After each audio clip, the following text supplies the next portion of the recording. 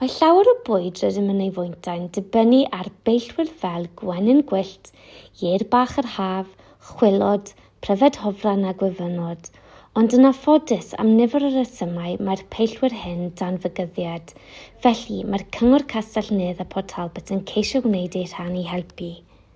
Mae'r Cyngor yn rheoli llawer o'r dir drwy dorri lawntiau'n rheoliaidd. Mae hyn yn creu ardaloedd o laswedd byr nad ydynt yn darbarhau llawer o'r fwyd na chysgod i natur.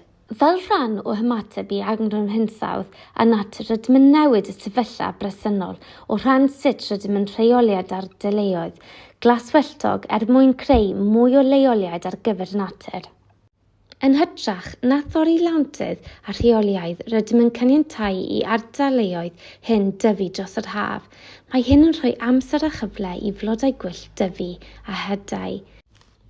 Bydd diogelwch yn parhau i fod yn flaenoriaeth a byddwn nhw'n parhau i dorri ardaloedd yn rheoliaidd os oes angen gwneud hynny i gadw'r defnyddio'r ffyrdd yn ddiogel.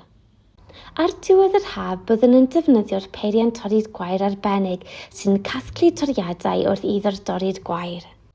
Mae hyn yn llenhau ffrwythlondeb y pridd dros amser sy'n helpu i annog amrywiaeth o flodau gwyllt gan a all y rhywogaethau mwy cystadleuol fel danadl-poethio'n defnyddu. Dros amser, bwyd mwy a mwy o flodau gwyllt yn dechrau ymddangos yn yr ardaloedd hyn. Mae'r blodau gwyllt hyn yn cynnal pryfed peillio fel gwenyn, ie'r bach yr haf, pryfed hofran a gwyfynod a'r holl rhywogaethau eraill sy'n dibynnu arnynt.